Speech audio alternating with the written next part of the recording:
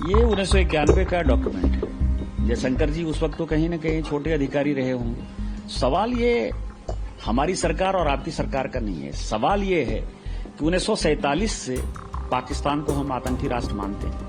78 साल से कश्मीर के मुद्दे पर हमारी उनके साथ लड़ाई चल रही है। हमारे कश्मीर के हिस्से को पाकिस्तान ने अपने कब्जे में कर रखा है। उसके बाद जो आप कंसेशन देते रहे, 1950 में नेहरू लियाकत समझौता हो, 1960 का सिंधु जल समझौता हुआ, 1975 का शिमला एग्रीमेंट हुआ, और उसके बाद 1991 में तो आपने हाथ ही काट दिया कि हमारी आर्मी, कोई भी देश का डिफेंस सिस्टम कैसा काम करता है, हम पार्लियामेंट के अंदर भी डिफेंस के ऊपर चर्चा नहीं करते।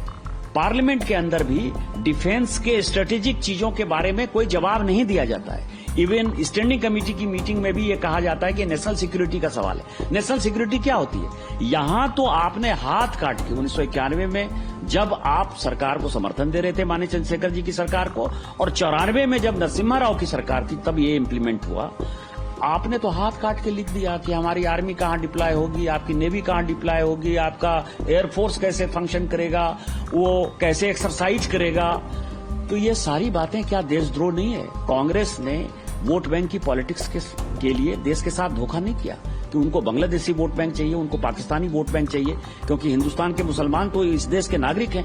उनको पता है कि उनके कब्जे में नहीं आने वाले हैं। ऐसा वोट बैंक जो किराएदार बना हुआ है, उस कारण से किया। और मुझे लगता है कि भारत सरकार को इसके ऊपर जो है देशद्रोह का मुकदमा चालू करना चाहिए, और इस एग्रीमेंट के ऊपर जो एग्रीमेंट बनाने वाले थे, करने वाले थे, उनके ऊपर वो जिंदा है या नहीं जिंदा है वो उनका अपना सवाल है, लेकिन किस परिस्थिति में हुआ ये देश को बताना चाहिए और कांग्रेस के ऊपर एफआईआर करना चाहिए।